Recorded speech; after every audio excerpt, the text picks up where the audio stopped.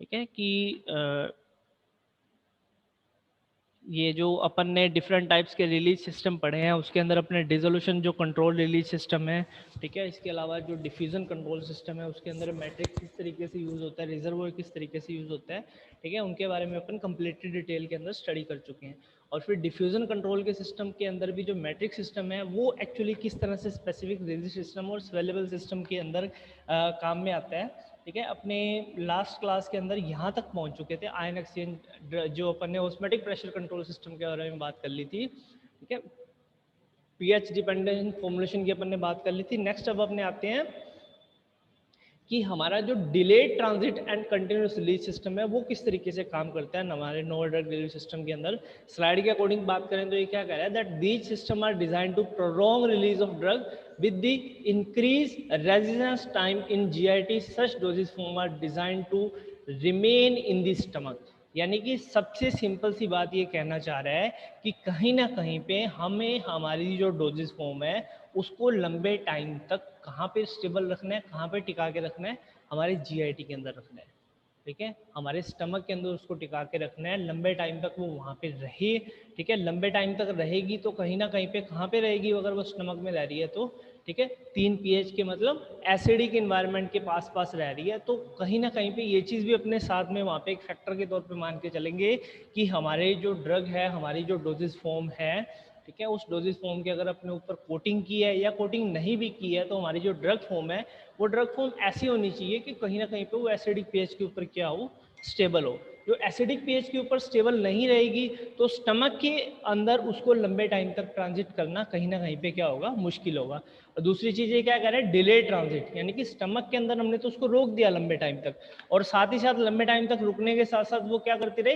Continuous release system, अपना जो drug का रिलीज है, जो उस डोजेज फॉर्म में से ड्रग जो के पार्ट्स जो उसमें से रिलीज होते जा रहे हैं, ठीक है, वो रिलीज क्या चलता रहे, कंटिन्यूस चलता रहे, लंबे टाइम तक रिलीज चलता रहे। इसलिए ये चीज वही मैं जो आपको बात बताई इस लाइन में लिख रहा है, that therefore the drug present in such system should be stable at gastric pH. Gastric pH के ऊपर कहीं ना कहीं पे उसकी स्टेबिलिटी शो होनी चाहिए। अगर वो गैस्ट्रिक पीएच के ऊपर स्टेबल नहीं है तो हम जो delayed transit and continuous system है इसको फॉर्मुलेट नहीं कर सकते। एक पर्टिकुलर ड्रग जो ऐसी ड्रग जो कहीं ना कहीं पे गैस्ट्रिक पीएच के ऊपर अनस्टेबल स्टेबिलिटी शो करती है, उस ड्रग को इस तरह की जो डोजेज फॉर्म डिज़ाइन है उसके अंदर उस ड्रग को नहीं लिया जाता। और अगर लिया भी जाता है तो कहीं ना कहीं पे उसको कोटिंग से, मैट्रिक्स से, ठीक है, या रिजर्वर सिस्टम से इस तरीके से बंद कर दिया जाता है कि उसका जो डायरेक्ट कॉन्टैक्ट है वो हमारी गैस्ट्रिक पीएच के साथ ना हो। क्योंकि अगर उसका डायरेक्ट कॉन्टैक्ट हमारी गैस्ट्रिक पीएच के साथ होगा तो कहीं ना कहीं पे हमें उसकी इंस्टेबिलिटी देखने को मिल सकती है। ठीक है, इसने इसको थोड़ा सा क्लासेस के अंदर बांटने की कोशिश करी है। These class include flowing system, इसके अंदर हमें कौन कौन से दिख सकते हैं, alter density system, mucoadhesive and bioadhesive system and size based system. मतलब या तो हम उसकी डेंसिटी के अंदर चेंज कर दें, डेंसिटी हम बिल्कुल वेरी फर्स्टली से जानते हैं कि डेंसिटी क्या होती है, ठीक है, मास अपॉन वॉल्यूम। ठीक है, कि कितना मास है जो है एक पर्टिकुलर वॉल्यूम के अंदर उसको कंज्यूम किया हुआ है, that is the density that of the particular. एक पर्टिकुलर ड्रग के लिए बात कर सकते हैं, एक पर्टिकुलर पाउडर के लिए बात कर सकते हैं, उसकी डेंसिटी को हम कहीं ना कहीं पे अल्टर कर दें। ठीक है, डेंसिटी चेंज करेंगे तो कहीं ना कहीं पे वो ज़्यादा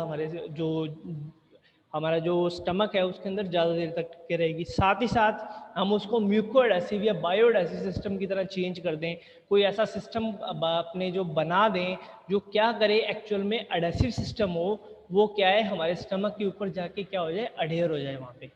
अडेयर होगी तो कहीं ना कहीं पे क्या होगा, अडेयर होगी तो एक जगह पे वो अडेयर होगी, मतलब वहाँ पे कुछ लंबे टाइम तक वो टिकी रहेगी। ठीक है, लंबे टाइम तक टिकी रहेगी तो जितनी देर तक वो वहाँ पे रहेगी उतनी देर तक क्या करती रहेगी, अपना जो है ड्रग का वो रिलीज देती रहेगी।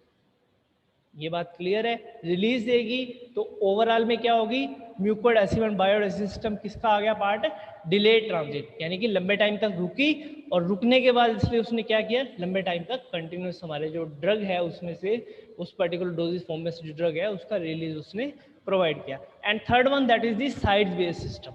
देखो, अगर अपने जो हमारे डोजेज फॉर्म लेके जा रहे हैं वो कहीं ना कहीं पे स्मॉल साइज की है, माइक्रो साइज की है, ठीक है, मिनी साइज की है, तो उस कंडीशन के अंदर अपने ये मान के चलते हैं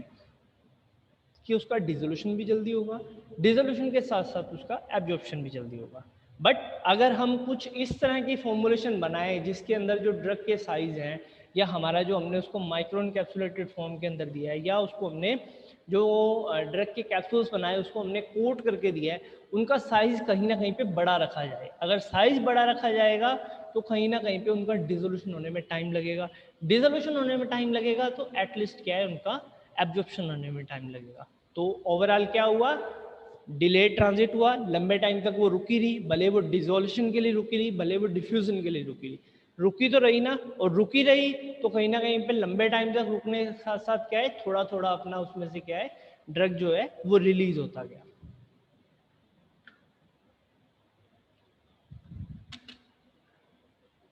ठीक है, अब इन तीन चीज़ों को अपने थोड़ा सा ब्रीफली समझने की कोशिश करते हैं। जो पहले बात अपने कर रहे थे अल्टर डेंसिटी की, डेंसिटी को किस तरह से अल्टर किया जाता है, that if a residence time of drug in the stomach और intestine is prolong in some way, the frequency of dosing can be further reduced. देखो ये इसका फायदा बता रहा है कि अगर अपने एक पर्टिकुलर ड्रग डोजेस फॉर्म को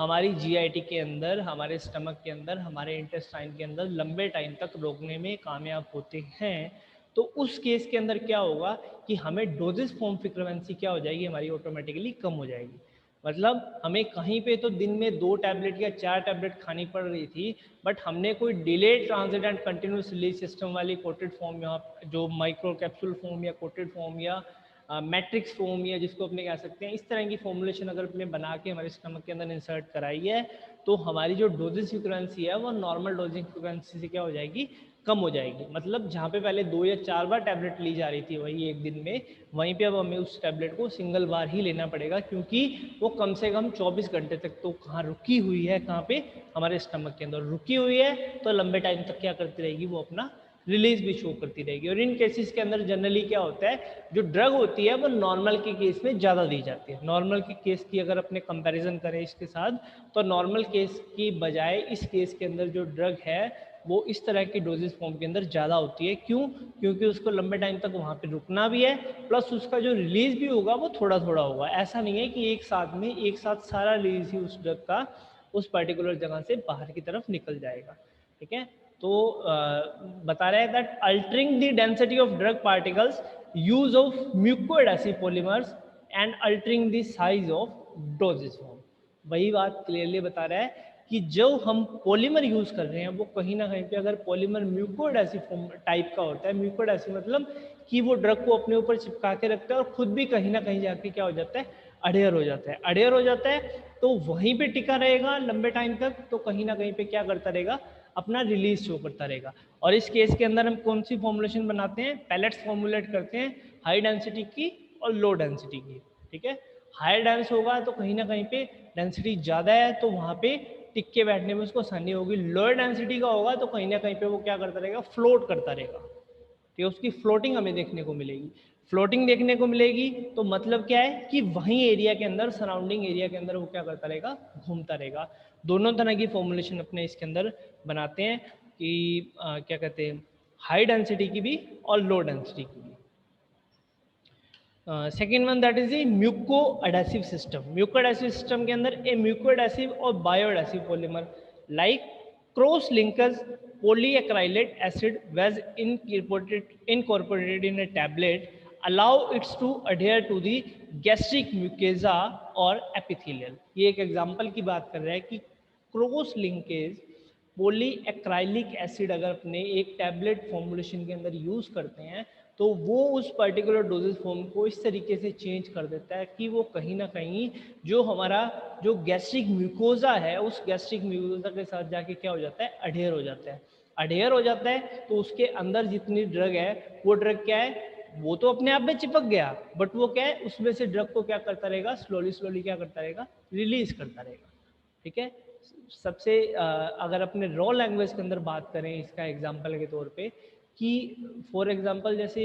ओडोमास आता है, ओडोमास हम क्या करते हैं कि एक जगह पे उसको अडेयर करके देते हैं, वो तो वहीं पे लगा गया, बट उसमें से क्या है कि स्मेल बाहर की तरफ आ रही है। यहाँ पे स्मेल नहीं आ रही है, गैसेस फॉर्म के अंदर चीज़ बाहर नहीं आ रही है, बट सॉलिड फॉर्म के अंदर तो उसमें से क्या हो रही है, अनडिस्ट्रीब्यूट उसमें से बाहर की तरफ निकल रही है, और बाहर की तरफ निकल के वो हमारे जीआईटी फ्लूइड के अंदर मिक्स हो रही है, और मिक्स होने के बाद वो डिफ्यूज होके या एब्जॉर्ब होके हमारे सिस्टमेटिक सर्कुलेशन में जा रही है, और सिस्टमेटिक सर्कुलेशन में जा रही है इट मीन कहीं ना कहीं पे वो अपना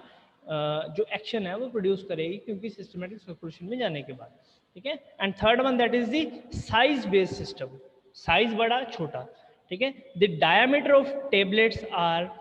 always greater than 2 centimeter, which cannot pass through a polyerus, can goes into intestine using high grade polymer like HPMC K20 and higher swelling properties। देखो एक सिंगल डायमीटर की अगर बात करता है कि डायमीटर का उसने साइज बताया कि 2 सेंटीमीटर से जनरली बड़ा नहीं होता है, वो कह रहा है कि आप इस तरह का पॉलीमर यूज करो जो स्वेलिंग प्रॉपर्टी ज़्यादा दे, ठीक है। आप लोग भी ये जानते हो कि अगर एक पॉलीमर, अगर एक टैबलेट अपने ऐसी बनाएंगे, ठीक है, आप लोगों ने जनरली देखा है कि एक किशमिश को अगर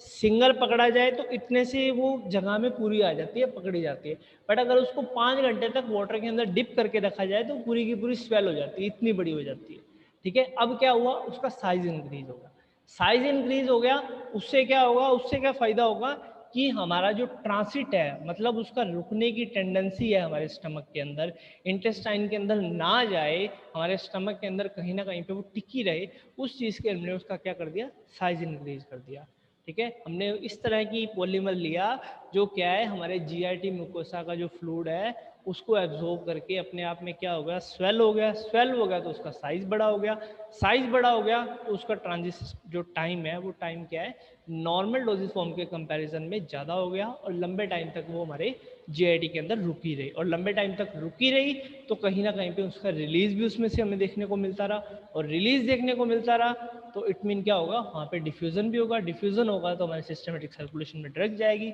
सिस्टमेटिक सर्कुलेशन में ड्रग जाएगी तो कहीं ना कहीं पे लास्ट में उसका एक्शन भी हमें फार्माकोलॉजिकल रिस्पॉन्स जिसको अपने बोलते हैं वो देखने को मिलेगा।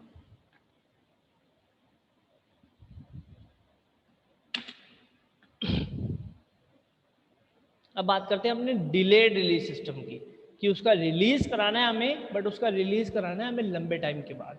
एक पर्टिकुलर फिक्स टाइम के बाद उसका रिलीज कराना है। इसमें क्या करा है, that these system are fabricated to release the drug only at specific site in GIT,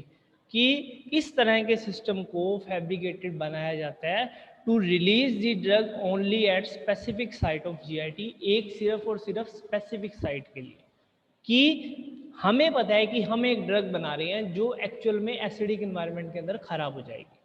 हम एक ड्रग बना रहे हैं जो बेसिक इन्वायरमेंट के अंदर खराब हो जाएगी। अपने कोई भी चीज़ खाते हैं तो अपने को पता है वो हमारे स्टमक के अंदर भी जाएगी, स्टमक के अंदर जाने के बाद वो वहाँ से पास होती हुई हमारे इंटेस्टाइन में जाएगी, स्मॉल इंटेस्टाइन में भी जाएगी, लार्ज इंटेस्टाइन में भी जाएगी, और लास्ट में फेसिस के थ्रू हमारी बॉडी से वो एक्सक्रीट भी होगी। तो यहाँ से इस पॉइंट से लेके, ठीक है, फेसिस से बाहर होने तक पीएच जो क्या है वो चेंज होती रहती है, ठीक है। हमें किस पर्टिकुलर पीएच के ऊपर उसका रिलीज कराना है वो चीज़ हमारे ऊपर डिपेंड है, कि कोई ऐसी ड्रग फॉर्मुलेशन जो जीआईटी में ख़राब हो रही है, कोई ऐसी ड्रग फॉर्मुलेशन जो हमारे इंटेस्टाइन में मतलब बेसिक पीएच में ख़राब हो रही है, तो यहाँ पे हमें किस चीज़ को फिक्स करना है, किस चीज़ के लिए हम उस चीज़ को फैब्रिकेट कर रहे हैं, only for the release on a specific space, एक स्पेसिफिक जगह पे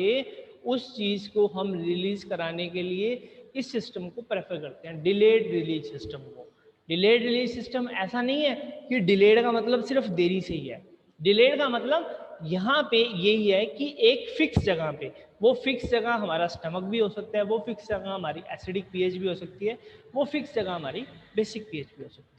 हमें पता है, हमें टाइम लिमिट पता है कि जब हम किसी चीज़ को इनटेक करते हैं, फूड को इनटेक करते हैं, तो कितने टाइम तक वो स्टमक में रहता है और कितने टाइम के बाद वो इंटेस्टाइन की तरफ मूव करना स्टार्ट कर देता है। तो उस पर्टिकुलर टाइम लिमिट्स को अपने यूज़ करते हुए यहाँ पे इस तरह के डोजेज फॉर्म को डिज़ाइन करने की कोशिश करते हैं कि अगर हमें उसको जीआईटी के अंदर रिलीज़ कराना है, एसिडिक पीएच के अंदर ड्रग को रिलीज़ कराना है, क्योंकि वो बेसिक पीएच के ऊपर स्टेबल ही नहीं है। फॉर एग्जाम्पल, सबसे जो इसका बेसिक, सबसे इसका जो पहला एग्जाम्पल है वो है एंटासिड, ठीक है। एंटासिड को हमें कहाँ रिलीज कराना होता है, कहाँ पे एब्जॉर्ब कराना होता है, कहीं ना कहीं पे बहुत ज़्यादा एसिडिक इन्वायरमेंट हो जाता है, उस एसिडिक इन्वायरमेंट को बेसिक इन्वायरमेंट में कन्वर्ट करने के लिए अपने एंटासिड टाइप्स की टैबलेट्स लेते हैं। तो उनका रिलीज भी हमें कहाँ देखना है, उनका रिलीज भी हमें हमारे स्टमक के अंदर देखना है, एसिडिक पीएच के अंदर देखना है। तो हम क्या है, उनके ऊपर किसी तरह की बहुत ज़्यादा हैवी कोटिंग नहीं करते हैं, ताकि उनका जो एब्जॉर्प्शन उनका जो रिलीज है वो लंबे टाइम के बाद हो, क्योंकि हमें उनका इंस्टेंट रिलीज कराना है, बहुत तेजी से रिलीज कराना है, बहुत जल्दी रिलीज कराना है, स्टमक के अंदर रहते रहते ही उनका रिलीज कराना है।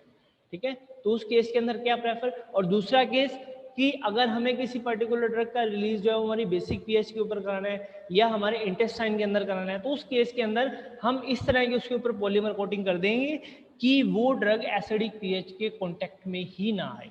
ठीक है, उसके लिए हम उसको मैट्रिक सिस्टम में भी चेंज कर सकते हैं, उसको अपने माइक्रो एनकैप्सुलेटेड पोर्स भी बना सकते हैं। ठीक है, उसके ऊपर किसी तरह की कोटिंग भी कर सकते हैं, फिल्म कोटिंग भी हो सकती है वो। ठीक है, डिफरेंट टाइप्स के अदर और तरीके अपने यूज़ करते हैं, उसको कहीं ना कहीं पे हमारे एसिडिक इन्वायरमेंट से बचा के उसको बेसिक इन्वायरमेंट में ले जाके वहाँ पे उनका रिलीज कराते हैं। इसके लिए बेस्ट मैं आपको एग्जांपल दे देता हूँ, एक सिंपल सा, कि एक पर्टिकुलर ड्रग के ऊपर इस तरह की कोटिंग की जाती है कि उसका जो आउटर शेल का कोट है वो कहीं ना कहीं पे एसिडिक पीएच के ऊपर तो स्टेबल है, पर जैसे ही वो बेसिक पीएच के ऊपर जाएगा वो क्या हो जाएगा, साथ के साथ बस्ट हो जाएगा, वहाँ पे जाके खुल जाएगा। तो ड्रग क्या होगी, वो एसिडिक एनवायरनमेंट के अंदर आ जाएगी, खुल जाएगी और अपना रिलीज देना शो करेगी। इसलिए इस तरह के सिस्टम इस तरीके से बनाते हैं। ठीक है, स्लाइड में क्या कह रहा है, that first destroyed in stomach by intestinal enzyme, मतलब ऐसी फॉर्मुलेशन जो जनरली क्या है, जो हमारे स्टमक के अंदर क्या हो जाती हैं, डिस्ट्रॉयड हो जाती हैं। ठीक है, और इंटेस्टाइन एंजाइम्स के अंदर भी जाके वो खराब हो जाती है। इस तरह की ड्रग्स को अपने डिले ट्रांजिट सिस्टम की ओर चलने की ओर कोशिश करते हैं। ठीक है, second one that is known to cause of the gastric irritation, या कोई इस तरह की फॉर्मुलेशन बनाए जो कहीं ना कहीं पे गैस्ट्रिक इरिटेशन कोज करें। ठीक है, इस तरीके की फॉर्मुलेशन को अपने को क्या करना है, हमारे जो गैस्ट्रिक पीएच है उसके कांटेक्ट में नहीं आने देना है, उसको बेसिक के अंदर मूव कराना है। ठीक है, absorb from the specific site in intestine are formulated in such system, कि हमें हमारी इंटेस्टाइन के अंदर भी स्पेसिफिक है कि हमें उसको लार्ज इंटेस्टाइन के अंदर एब्जॉर्ब कराना है या हमें उसको स्मॉल इंटेस्टाइन के अंदर एब्जॉर्ब कराना है। बॉडी सिस्टम के बारे में हम बिल्कुल पढ़ चुके हैं, हमें पता है। ठीक है, कि कितनी देर के अंदर अगर अपने किसी चीज़ को इंटेक करते हैं वो हमारे स्टमक के अंदर रहती है, कितनी देर बाद वो हमारे स्मॉल इंटेस्टाइन में जाती है और कितनी देर बाद वो लार्ज इंटेस्टाइन में जाती है। इसको भी इसने डिलेड सिस्टम को भी थोड़ा सा लंबे टाइम फिर इसको डिफरेंट टाइप्स में क्लासीफाई कर दिया, दैट इंटेस्टाइनल रिलीज सिस्टम, या तो उसको इंटेस्टाइन में रिलीज करना है या लास्ट में जो कोलोनिक रिलीज सिस्टम है, ठीक है, वहाँ पे जाके हमें उसको रिलीज करना है, जहाँ पे क्या है, जो पीएच है कहीं ना कहीं पे बहुत ज़्यादा बेसिक होती है कंपेयर टू इंटेस्टाइन की बात करें तो। ठीक है, तो ये चीज़ें आ गई डिलेड रिलीज सिस्टम के अंदर। तो पहले अपने बात करते हैं इंटेस्टाइनल रिलीज सिस्टम की। तो इंटेस्टाइनल रिलीज सिस्टम के अंदर क्या है, the drug may be enteric coated for the intestinal release for the several known reason. पहला, to prevent the gastric irritation ना हो, गैस्ट्रिक इरिटेशन ना हो उसके अंदर। और दूसरा क्या है, उसका स्टेबलाइजेशन, कि वो गैस्ट्रिक पीएच के ऊपर अगर स्टेबल नहीं है तो हम उसको क्या करेंगे, उसको हम इंटेस्टाइन के अंदर रिलीज कराने की कोशिश करेंगे। मतलब वो एसिडिक पीएच के अंदर इनस्टेबल है तो हम उसको लेके जा रहे हैं बेसिक पीएच की ओर। ठीक है, second one that is the colonic release system. इसके अंदर क्या होता है, drug are poorly absorb through colon but may be delivered to such a site, two reason. पहला, local action as an treatment of ulcerative colitis, मतलब different types के जो ulcer रहते हैं उन केस के अंदर, ठीक है, अपने मानते हैं कि बहुत लंबे टाइम तक ये ड्रग जो है हमारे कोलोनल के अंदर टिक के नहीं रहेगी, बट कहीं ना कहीं पे हम ये चीज़ मान के चलते हैं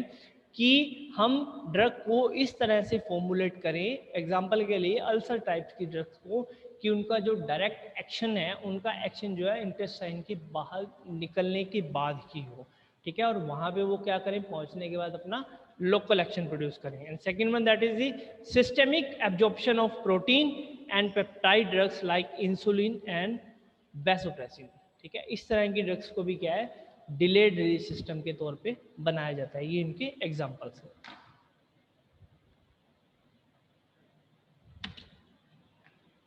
ठीक है। अब थोड़े से अपने इवैल्यूएशन की बात कर लेते हैं कि कहीं ना कहीं पे अगर इवैल्यूएशन किया जाता है नॉर्मल जो कन्वेक्शनल की अपने बात करते हैं उसके कंपैरिजन में अगर अपने बात करें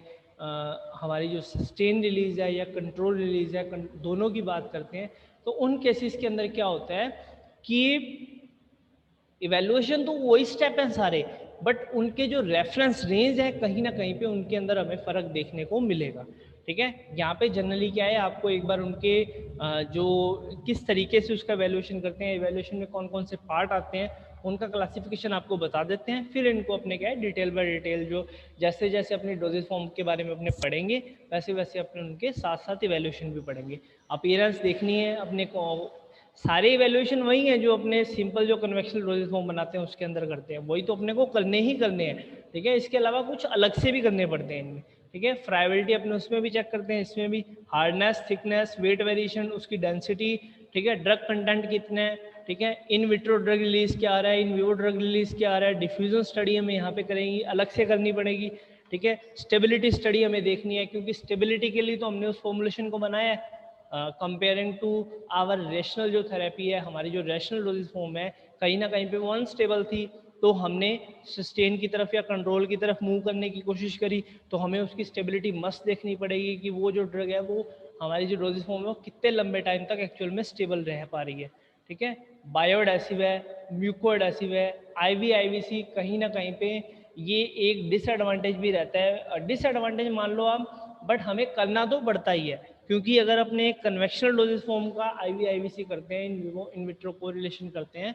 तो कहीं ना कहीं पे कम टाइम लगता है। ठीक है, उनके अंदर कम चैलेंजेस आते हैं अगर अपने जो आईवी आईवीसी करते हैं सस्टेन का और कंट्रोल का। ठीक है, वहाँ पे हमें टाइम कंज्यूमिंग ज़्यादा टाइम लगता है और कहीं ना कहीं पे हमें जो कंपैरिजन करना होता है वो कहीं ना कहीं पे